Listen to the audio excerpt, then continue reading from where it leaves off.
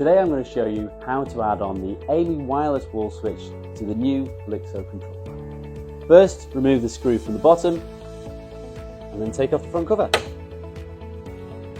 Press and hold the on button on the AMI wall switch.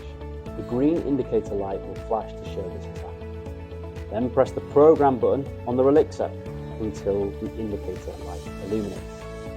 Press the program button on the AMI wall switch until the Rollixo flashes. You can now control your Secure Glide garage door with the AMI wall switch. Pressing the up button will open the door, the My button stops the door, and the down button closes.